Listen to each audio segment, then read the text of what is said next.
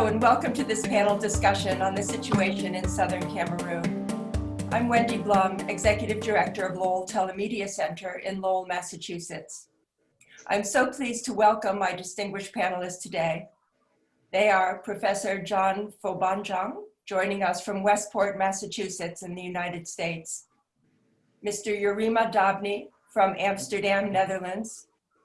Ms. Jenny Ijang from Hamburg, Germany. Mr. Atam from Johannesburg, South Africa, and Mr. Nkimbeng from Lowell, Massachusetts. Mr. Nkimbeng is a member of the Board of Directors of Lowell TeleMedia Center. He's lived in Lowell for many years and is originally from Southern Cameroon, and he's a very strong activist for Ambazonia. He's brought this panel on from 3 continents to get today. Mr. Nkimbeng, do you want to say a few words? Thank you very much, Wendy. Before I go on, I'd like to thank you for your dedication, compassion, and commitment to providing a platform for us to tell our story. Our story is really a long story and a very sad one. The city of Lowell, Massachusetts is the world in miniature, a melting pot, and some call it a mosaic. I have served on the board of Lowell Telecommunication for more than 10 years. Lowell has a strong relationship with the people of Ambazonia, being a sister city to Bamenda, the economic capital of Ambazonia since 2000. The Lowell City Council has condemned the killings of innocent civilians and destruction of property in Ambazonia. I'd like to thank Wendy, Blom, the executive director, and the dedicated staff of Lowell Telecommunication for providing a platform for us to tell our story to the world. Lowell Telecommunication is our window to the world. On behalf of the good people of Ambazonia and your sister city, Bamenda, I say thank you to the good people of Lowell and Lowell Telecommunication for all your support. Thank you so much, Mr. Nkimbeng. Well, let's get to the questions. I will direct each question to one of the panelists. And because we have so much to cover, please try to be succinct. But if there's something important to add, others can jump in. The first question goes to Mr. Dabney. What is the state of the struggle of independence of Amazonia today? Well, thank you, Wendy. And I want to thank Lowell TV for having us tonight. And I want to thank my brothers and my sisters for being here today. Well, the international community will be surprised to learn that for over a century or half a century, we've been calling for La République du Cameroon to negotiate with us to resolve the Southern Cameroon's question. So we've spent decades sending deputations, memoranda. We've spent decades sending litigations to La République du Cameroon. And we've even carried out peaceful demonstrations. But all these efforts resulted to nothing for a country that is raised in a culture of France. And they have this culture of violence, repression, and oppression of our people. The state of our revolution is good, even though we face certain challenges. One thing we've achieved is that all Southern Cameroonians now know who they are, and most of them are engaged in the fight to restore the independence of Southern Cameroons and to restore dignity to Southern Cameroonians. And even unborn Southern Cameroonians know that they have to fight for their dignity, they need to fight for their freedoms, and they need to live as other civilized societies in the world. And the international community now know about our revolution, our fight to self-determination.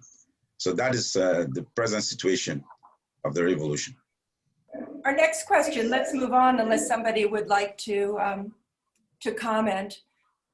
The next question goes to Ms. Jenny Ijang. What's the role of Southern Cameroonian Amba women in the struggle for independence? Thank you, Wendy, and thank you for creating this platform for us. We deeply appreciate that. And yeah, the question, what is the role of the Southern Cameroonian women in this struggle for liberation? I must be honest to say, at the beginning, the women have given the leading role to the men. That is, when the crisis started, the women trusted the men and hand over the leadership to the men. But in the meantime, we've discovered that the men are not delivering the result that was expected. So there is a change of mindset now going in the minds of the Southern Cameroonian women. There is this awareness that we have to take the lead, we have to participate in decision-making processes if we want to make a change. Yeah, there are difficulties in the struggle. We are not progressing. We are making the same mistake over and over. And that is why it's very, very important that the women, they step in and have a very decisive role and try to change or to redirect the revolution in a way that will have some momentum, that will have some, the international community can see that we are a very serious people and a people who can govern themselves. And that is why it's just my own estimation with the women that I am working with, that for over 1.5 years, we have been trying to organize ourselves as civil society and trying to engage in diplomacy and also in advocacy. We are very, very strong in shouting out to the world about the plight of the people, what is happening in our country, and also we are very, very engaged in humanitarian activities. There is a whole lot to talk about what the women have been doing in the past, let me say, 2 years. And yeah, perhaps along this discussion, many more will come up. So let me end here. Thank you. Thank you. Do any of the men here want to pipe in on that question? If you would permit, Ms. Blom. Yes. Milan here. Yes, I completely, I think I just want to add on to what my sister Jenny has just said. I completely agree with her in terms of the role of the women. I think generally and worldwide, over time, experience has shown that women play an important role in every kind of struggle, in every kind of liberation struggle. And what a lot of people don't know is that Gandhi, in terms of his non-violent approach to the liberation struggle of India, actually learned a lot of lessons from the women in the UK, in England, in the days when they were not allowed to vote. At the very beginning of our liberation struggle, the women, I think, took center stage. They played a very key role across the world, from South Africa, where I'm based, through Europe to the Americas. The women played a key role. Unfortunately, like my sister said, I think at some point they kind of stepped back and thought that the men would show leadership, which perhaps has not borne the fruits exactly as we would want. But this is perhaps also because women sat back and thought men would find the solutions. I think it has come to the point where women must step forward, also be part of the leadership, also be part of the solution, and also be part of the way forward in terms of the vision and leadership and everything. So I completely agree. In terms of the state of the revolution, we can sometimes we are too hard on ourselves, but I think the past few years have been years of learning lessons. No liberation struggle has taken a couple of years and succeeded. So you have to go through periods of experimentation, making mistakes, failing. But the most important thing is ensure that when you fall, you don't stay fallen. You dust yourself up, you rise up, and you keep going. We have made some progress in terms of where we came from. When we consider that the fathers of our revolution, when they started at the very beginning, they had very little support because because our people understood very little of what they were fighting for. And at the very onset, we understood that the first thing we needed to do was to ensure that we build what we call social cohesion. And that became very successful in terms of the work that we put in 2017. The internationalization of our liberation struggle was supposed to follow the following year. It's true that the abduction of our leaders and eventual extradition to Cameroon dealt us a heavy blow, and in lots of ways it has kind of stalled the process. That was to be expected. And I think over time we have learned lessons, we've made our mistakes, but the lessons learned out of this is how do we pick ourselves up and ensure that we keep moving. And we are moving. Thank you. Thank you very much. The next question goes to Professor Fobanjong. We're all familiar with the rhetorical question that says, or the statement that says, the definition of insanity is doing the same thing over and over again, expecting to get different results. For 4 years and counting, Southern Cameroonians have been fighting a war to liberate their homeland by doing the same thing repeatedly and expecting to get victory. Does any Southern Cameroonian realistically see a pathway to victory in this war if they keep doing what they've been doing repeatedly for the past 4 years? This is November. We are in the 4th year of this war. It was on November 30th that the president of French Cameroon declared war against Southern Cameroonians, who were simply demonstrating peacefully with peace branches along Bamenda Commercial Avenue in the northern zone. The government of Cameroon, French Cameroon, dispatched gunship helicopters on these kids, young people, high school, college graduates, peacefully asking simply to be given opportunities to gain employment. The government responded with helicopter gunships. Many were killed. The following year, around early 2017, the BR regime declared an all-out war against the Southern Cameroons.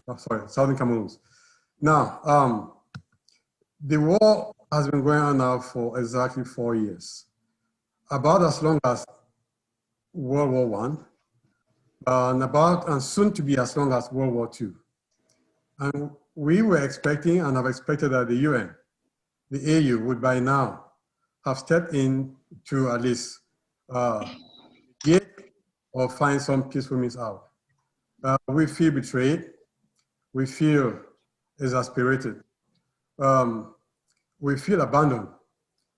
It is disappointing to see that an international organization that was created in 1945 and charged with the mission to promote global peace, and the AU that was created in 2002 following its initial establishment in 1963 as an OAU organization with the idea to promote peace and stability across the continent. We feel betrayed that these two global multilateral organizations have done nothing to address the plight of this of Southern Cameroonians. Now, all we are fighting for and what we fought for is simply we're simply fighting for the values that the West stands for. We're fighting for Western values, the values of self-determination, the values of democracy. These are Western values. And we expected the West to step up and peacefully find a way to end this conflict.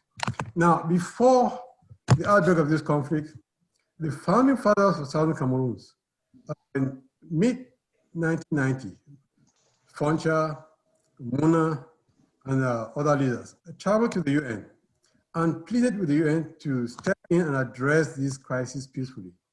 The UN failed us, and up to today, it's still failing us. Now, this past week, there was a conflict that erupted in Ethiopia.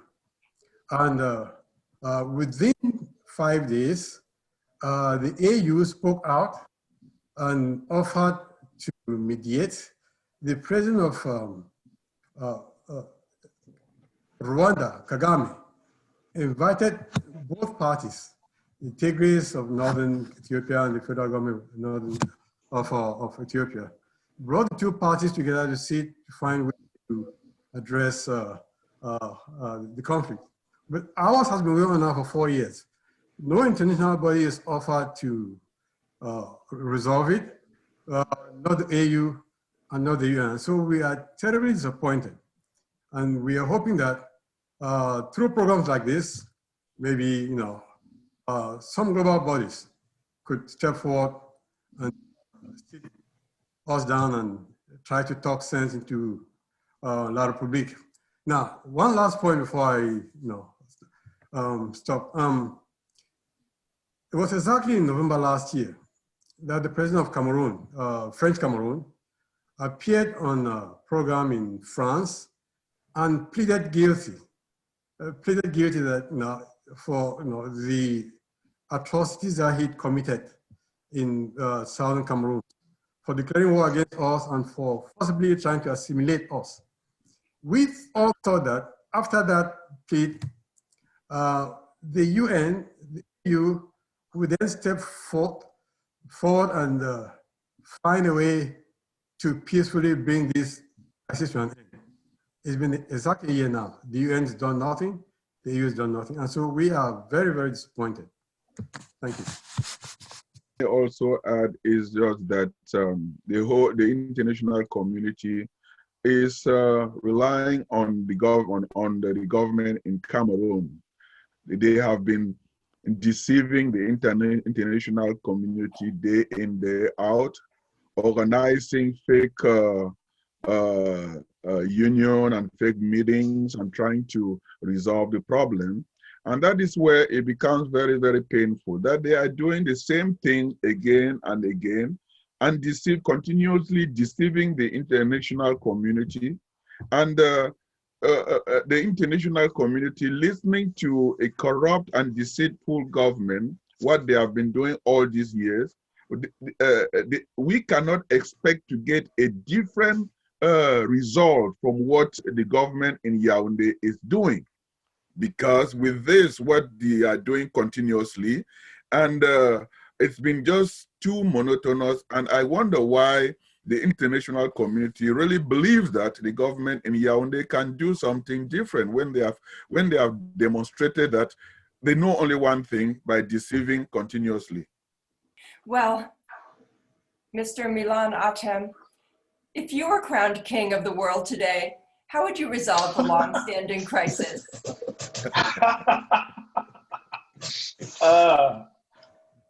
Being crowned king of the world, how would I solve the crisis? I think listening to Professor Fobanjong and listening to Comrade Nkimbeng, those are basically the expectations that you would have from a king to say, again, we've got organizations which have got that role to play.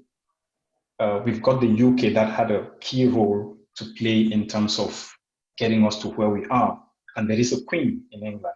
And one would expect that as the head of state, not only of England, but of the Commonwealth, including countries like Canada, Jamaica, and so on, the queen would be interested in finding solutions to this problem, which concerns her directly.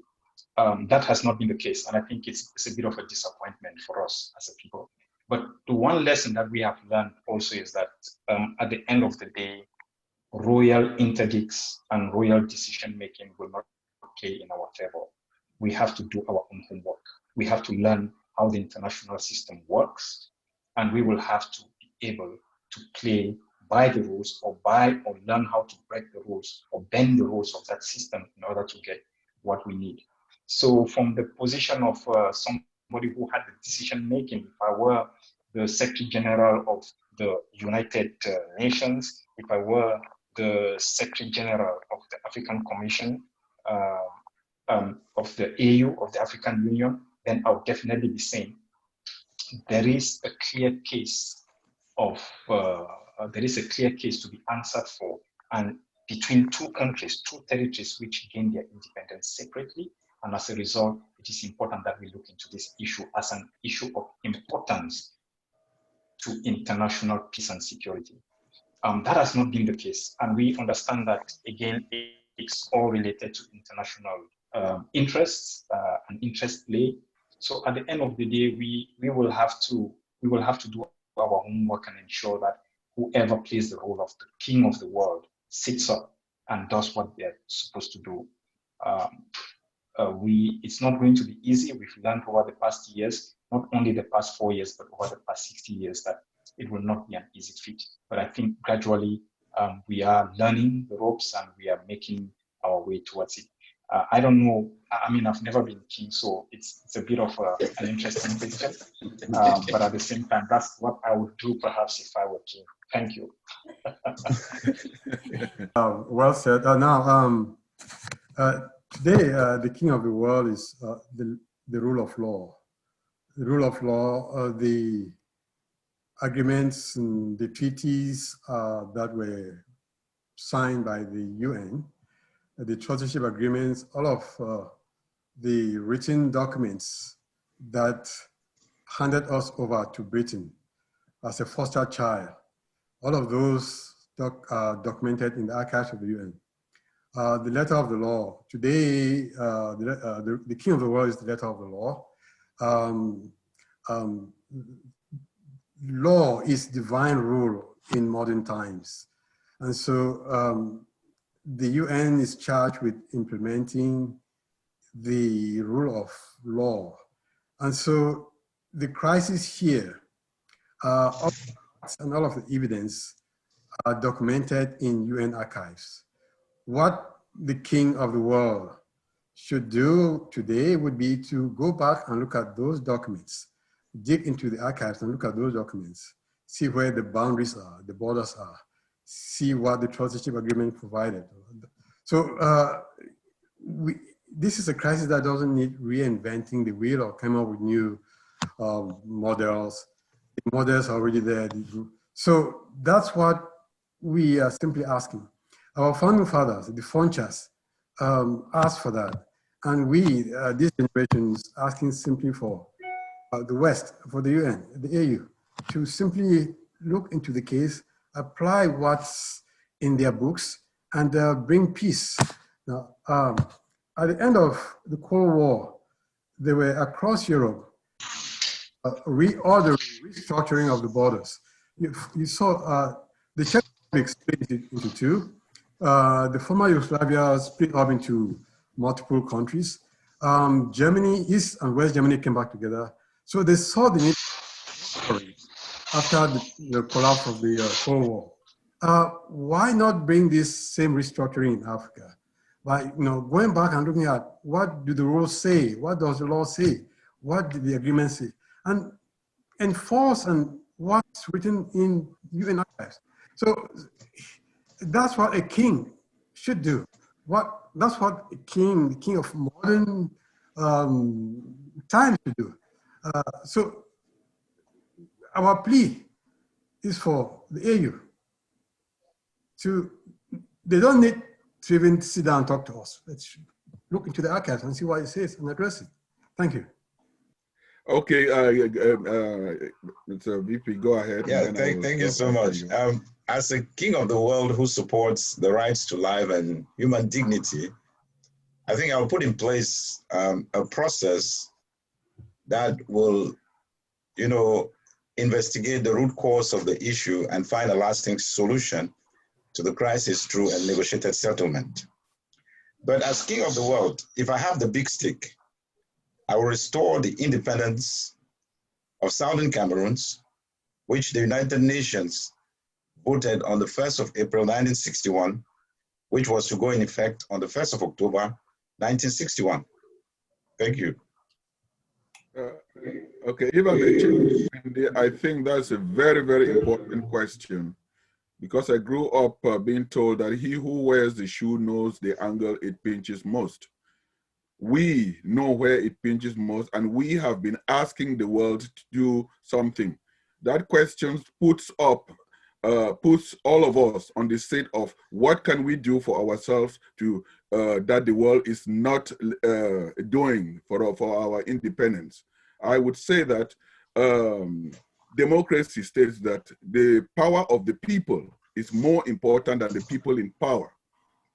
As a king of the world, I will talk to the people in that area and give them the opportunity to make a decision for them, and follow their will. And their will definitely will be that they want their independence, because peace is bought with blood, and happy is a nation whose sons and daughters have bought a blood. Our people have shed enough blood. Children, mothers, fathers, the sick have shed enough blood for this elusive independence, which the West talked about. I think if I were made king of the world today, I will grant independence to Ambazonian and give the power to them to be able to democratically decide their fate. If they want to stay with La République, it should be their choice. Ms. Ijang, as a leader of Southern Cameroon, struggle for independence, what do you think is the main obstacle to the campaign? Yeah, listening to the arguments from the other panelists, we can hear this. Allow me to call it this lamentation. The case is clear. Why is the international community not stepping in and so resolving the issue? And this question you've raised is the other way around. And this brings reflection to us.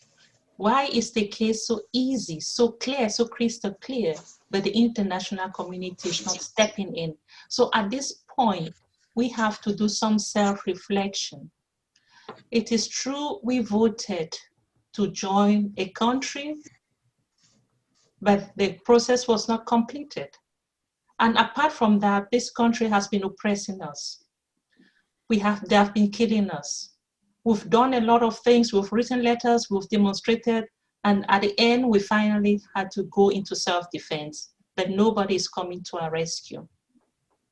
So it is time now for us Southern Cameroonians to be thinking, why is the world not reacting to such atrocities?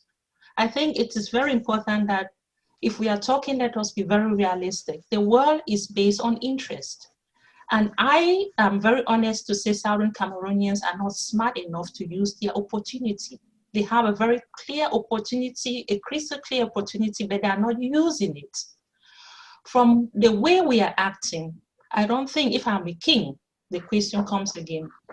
I will not be honestly, I'm very honest, I will not talk to these people now. What I will tell them, I will tell them that speak with one voice, then I am coming to see how I can help to resolve the problem. Because nobody can create peace when there is chaos. We need to first of all go through some cleansing process. We need to identify who we are. We need to know what we really want. We really need to know how to govern ourselves. And these are the things that I am suspecting the international community is afraid to step in, because they see a lot of fractions among us. They see people who are very disorganized. They see people who want something, but they're not really showing the world that we need this. And I will appeal to all of us, we are seated here, that despite what we are going through, we also have a part to play. We need to talk to each other, Southern Cameroonians. We need to be communicating to one another. And the first thing, if we want to talk about conflict resolution with La République, we first of all need to start resolving the conflicts among us. That is very important. We cannot expect to go and sit on the negotiating table when we are not talking among ourselves. that will not give us a strong position. It is hard to talk about this, but we have to start reflecting. We have to tell the world that we are able to resolve conflicts within ourselves before we step out and resolve conflict with La Republique. We know that we have a clear case that is not a point of debate, but we have to start thinking over our action. Why is the international community not stepping in, although our case is crystal clear? Thank you. Thank you very much. Those are very, very powerful words that I heard from my sister. And from what I have been watching, I think we've been missing women in this struggle. And the angle that I hear her is she has well articulated very well, because if you are expecting someone to help you and you cannot put your own house in order, the person who's standing and looking at you would just be laughing, will not want to waste his or her time to come and assist you. And hearing from my sister articulate that, it's like really hearing from the wisdom coming from a grandmother and from our grandparents. And I just call on all of us, all our people, to listen to the women and take that into very, very seriously, that we need to go back and clean and organize our house. It's not very, very difficult, and it's not impossible. Yeah. As Milan said, we are learning. We didn't expect this. We didn't prepare for this. So it is very good that we will make mistakes. But let those mistakes be a lesson for us to learn and come out stronger. I will say this. I believe that is an excuse the international community is using, because there is no revolution that the people reason the same, they do the same, or they dance the same. I think they are using that to make us feel we are divided. But in my experience, we are more united than divided. And I believe that if they can look at us, look at this issue as an issue between two states who came as one with equal status, I believe that they need to give us that opportunity to say, okay, we want to solve this solution. I want to find a solution to this crisis. Give us a team who will negotiate on your behalf. And we are ready to give them that team. But they say they cannot find a solution because they feel they're divided. Every revolution is like this.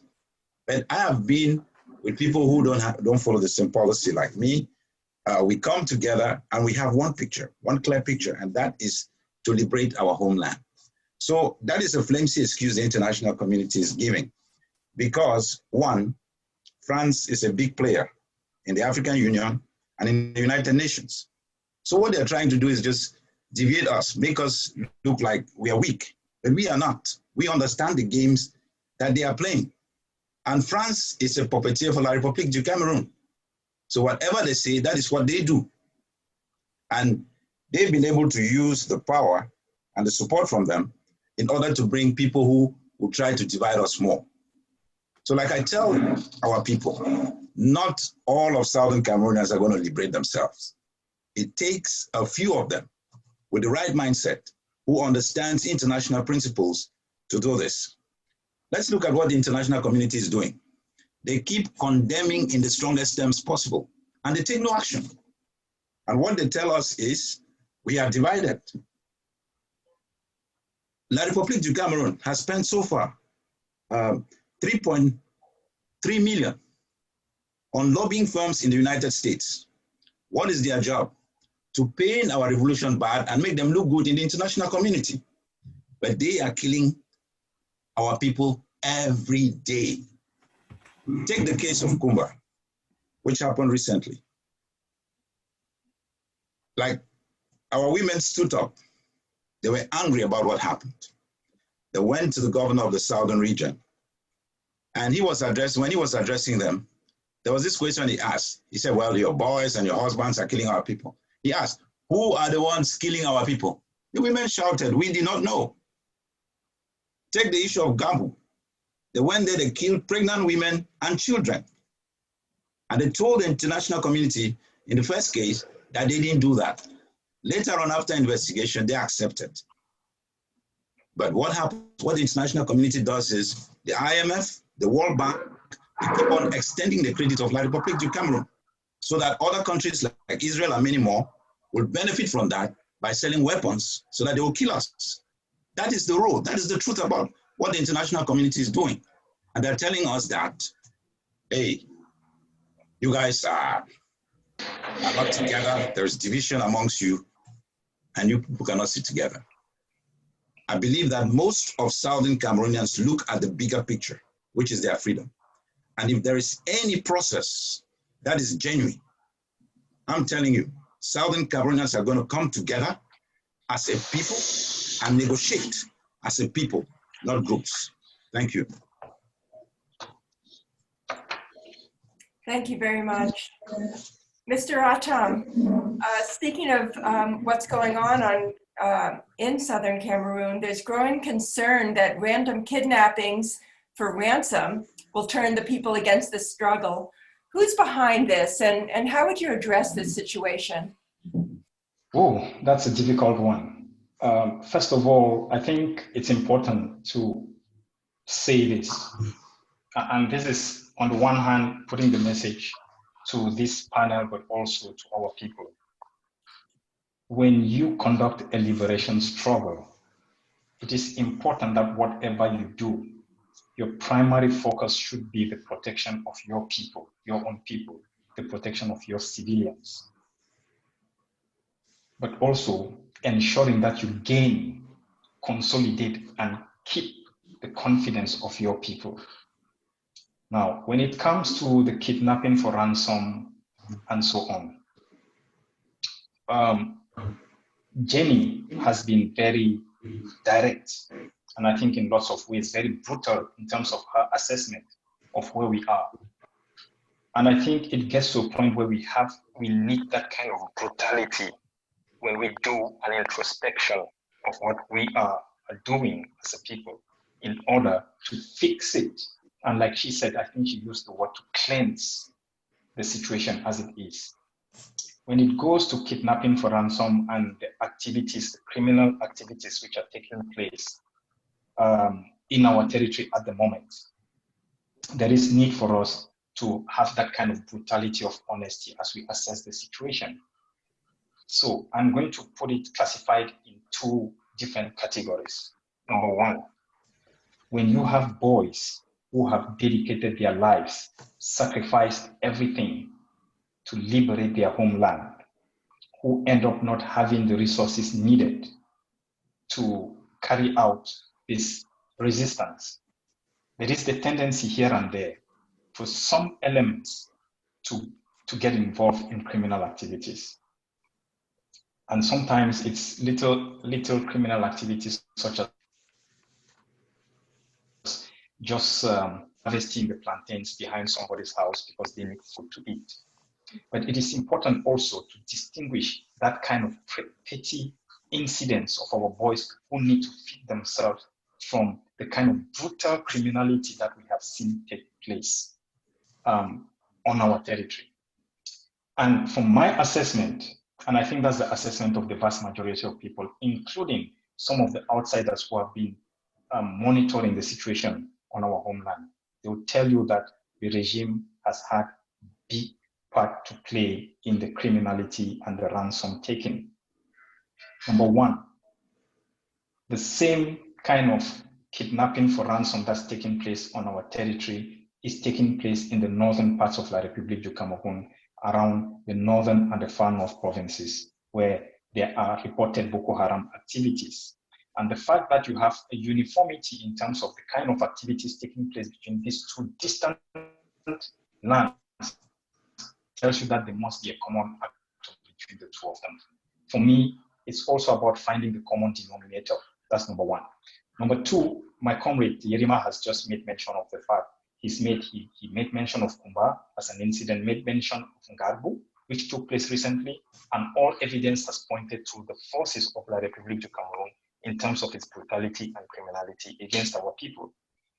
And number three, perhaps you might know, and if you do, you'll probably remember the brutal murder of women in northern parts of Cameroon, French Cameroon, by French Cameroon soldiers, where the woman had a child on her back and they had little children holding the hand of those children, and they killed them in cold blood.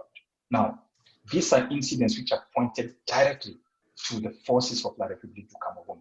They are indisputable because even the government of La République du Cameroun has acknowledged that those crimes have been committed by its forces. We have a litany of complaints and evidence documented through camera, written and evidence, anecdotal evidence coming from our people of what the soldiers, the military of La République du Cameroun has been doing in our territory.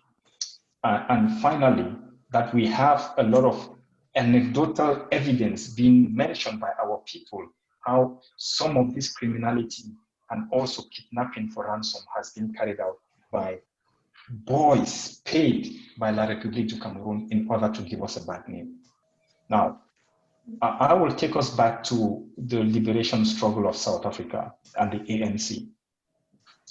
The president of the ANC at the time, the chairman of the ANC, the late comrade Oliver Tambo, when there was isolated acts of brutality and criminality that being carried out by the forces of the Nkumtowe Sizwe, when he was asked the question, can you deny that these acts have been carried out by your boys? He said, I cannot deny that those particular acts are carried out by my boys, but we need to distinguish between the acts carried out by our boys and the brutal trail of criminal acts that have been carried out by the apartheid forces over a long period. But also ask yourself, what is it that has pushed our boys to carry out these acts? And if the apartheid government and the international community had stepped in and said, let's look for peaceful solutions to this problem right at the very beginning, then we would not even find ourselves at this point. So we should not focus so much on what the boys have done, but rather focus on what we did not do to prevent the boys doing what they did. So at the end of the day, I think the point I'm trying to make is there are acts of criminality that have taken place and continue to take place on our territory. We have got ample evidence to demonstrate that the vast majority of these crimes are being committed either by militiamen paid for and sponsored by La République du Cameroun, and that we can provide evidence for, but that isolatedly here and there, our boys have been involved in one act or the other, which we have condemned ourselves, and we need to continuously condemn. But that the greater responsibility falls on us to ensure that we give our boys the proper political education that is necessary, the proper resources, and the proper direction and leadership that is required for them to desist from such acts. And one example I'll give you is that we may have been accused of 1,000 things. If we were not such a conscientious leadership, you would have found that in the ranks, among the ranks of our boys on the ground, you would find children. Nobody has ever accused us of child soldiers because we are very conscientious and we have never committed such acts. And that should tell you that some majority of these acts have been committed by the regime. Go and look at some of the pictures coming out of La République du Cameroun in terms of its forces. Some of those boys are not 17 yet. And for a boy who is not 17 and you put a gun in his hand, imagine what they will do with the kind of power that you're giving them in the midst of civilian women and children, who altogether seem to be defenseless and do not have the possibility to defend themselves. Thank you very much. Thank you. Well, what is the role of the leadership in the diaspora in all of this? Mr. Dabney, could you comment on what the leadership is doing in the diaspora and what would you do differently in the future? I was called into the leadership about 1.5 years ago. And it was a time that there was a lot of challenges in our revolution. Because I believe for almost 6 decades, we've been brainwashed with this mentality that the president is the state. And that is what we experienced in La République du Cameroun. And this also affected us in our revolution which has to do with the issue of accountability, which impacted us to a point where we almost got into a standstill. So coming in at a time and with these challenges, we knew what we had to do. The issue of being accountable, being responsible, and bringing back sanity into our revolution.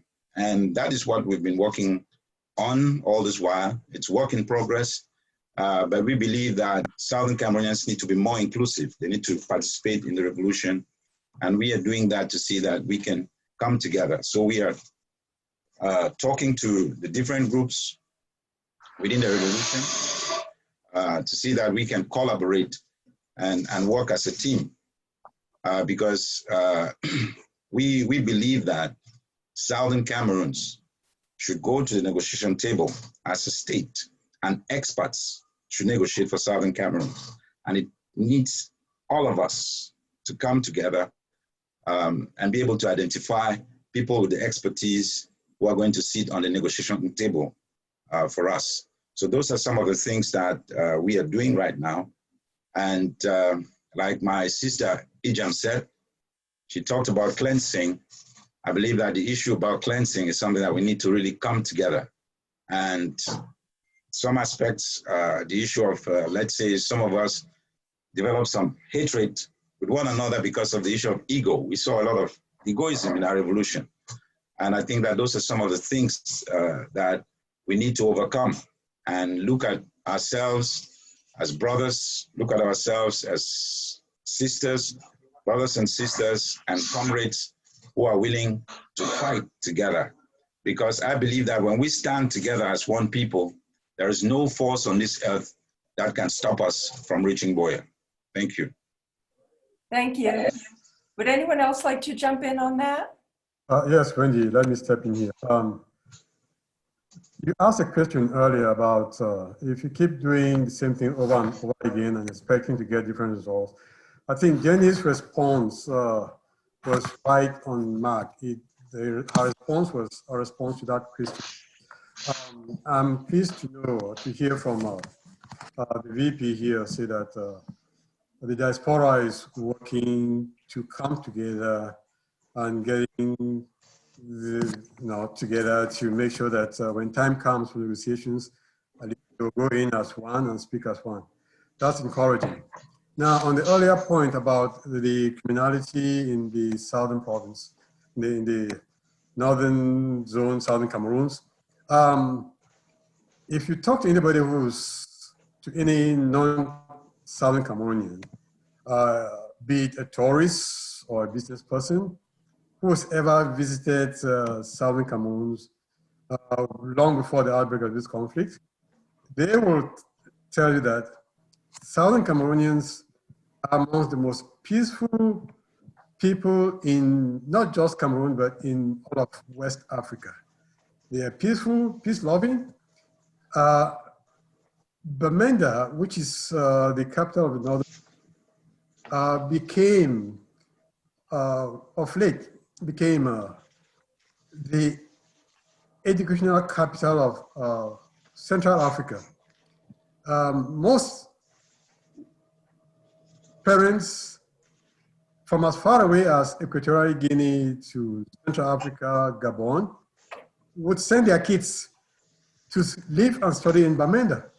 It was the center of learning, more or less, compared to maybe you could say Boston here, which is the pinnacle of education in America. Bamenda was so peaceful that kids as young as 11, 12 were sent there from all over to come stay in boarding rooms, study. And so these are not people with a culture of violence.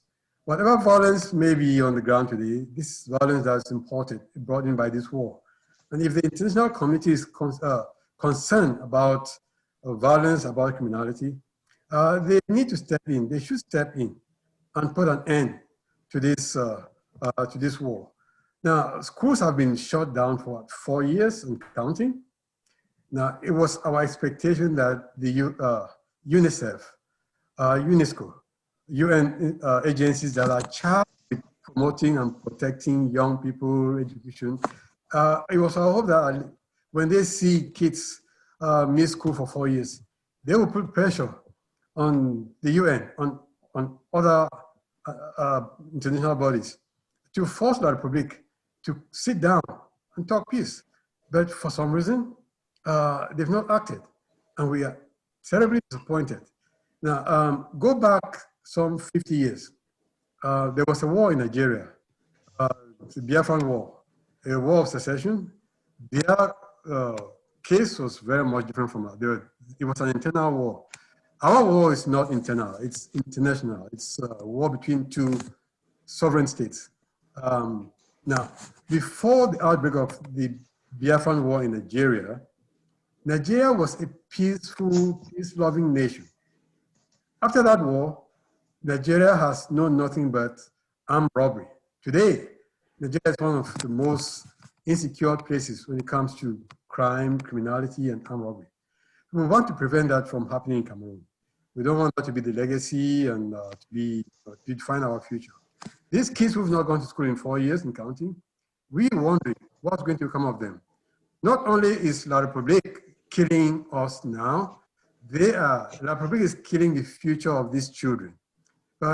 Without education, they will have no employable skills. And with no employable skills, now what would they do? They may resort into activities that are unbecoming of their culture, of their upbringing, and of their way of life, or because of this senseless conflict that the world has refused to act on. Thank you. Well, thank you very much. There's so much to cover and so much work that needs to be done. And thank you so much for everything that you do to bring peace and independence to Ambazonia. I want to thank you all for coming to this panel discussion today. And Fru, thank you so much for bringing everyone together. Wendy, may I just say something too? Sure. If you are about to closing. Wendy, we cannot really end this discussion on Ambazonian without me saying again, thank you to you. This has been possible because of you. And I would also like the panel and the whole world to know that you have really given so much for this struggle. I quite remember you always call me to ask about what is going on in Ambazonia. But please, I mean, this is someone who is not connected to Ambazonia. You are not even an African. And what you know about our struggle, our pain, is more than what Ambazonians themselves know about this. Every day you ask me, I really ask myself, if we Ambazonians were really concerned about our struggle, like people who don't look like us, who don't even come from the continent that we come from, and who are not even Cameroonians, they are concerned about our struggle. When we Cameroonians, when we Africans, we see the blood that is coming out of Ambazonia, can we, what does that really speak of us? So Wendy, I would really like to tell you, thank you very much for what you do. And as it so happens that you are retiring from your position, and as you go on retirement, please, may the good God that has guided you to be able to look on those who are suffering thousands of miles away, who are not connected to you and whom you come to know through me. Their prayers will really guide you, and thank Almighty God to reward you a million times. So again, I would also say that with the people of Lowell, who have stood with Ambazonians, from them to our people on ground zero hearing this, I would tell you that you have a friend with you from Lowell, and that they are standing up and they feel your pain. So to my brothers and sisters, Mr. Vice President Dabney, and I would like to call on us to reflect on ourselves and hold hands, as our sister said, that we really need to tie ourselves internally, regardless of our differences, and know that we, by all possible means, we will win this fight, and it's not going to come easy, but independence is knocking on our door. So thank you. Thank you very much. I have to say that I play such a small role, but we need to get the word out because you all are so impressive and you have such a valid complaint, and I really hope all the best for Ambazonia. And even though I am retiring, I still want to stay involved. So maybe we'll keep in touch, Mr. Nkimbeng. And Ijang, you have a women's group there in Germany. Is it? Could you just say something about that wonderful, what is going on there? Please, maybe there are people around the world who would like to hear about what you are doing, and they may even reach out to support you because you are like a voice for this struggle and helping our wounded people, those who are displaced on the ground. You have an organization. Would you be able to just use this wonderful forum to say something about your organization, please? Thank you so much. The organization in Europe is called Southern Cameroon's European Women, and we are a civil society organization, SEO, and an NGO at the same time, registered in Germany with headquarters in Duisburg. We are a human rights organization as well as a humanitarian organization. And in the past 4 years, we've been carrying out a lot of humanitarian activities to the refugees in Nigeria, as well as to the detainees in all over the country. We have also been helping a lot of displaced people as well as casualties. That is what we've been embarking on. We also help and empower women, especially those who are also out of the country, so that they should start a new existence. Yeah, we also carry out a lot of advocacy. We go out to the UN and in Geneva, and we carry out many things to raise alarm that in our country things are not going on well. So as I said, we are registered, we have an official account. We'll be very grateful if anybody who feels the pains we are feeling can drop in a little bit donation in our account. Perhaps our brother can then share it some other time when you chanced. Thank you. You have a website. What's your website? Yeah, the website is www.skew-tax.org. And I think they have taken a lot of women to very high-level meetings, and I mean, they are so wonderful. And their presence there really changes everything.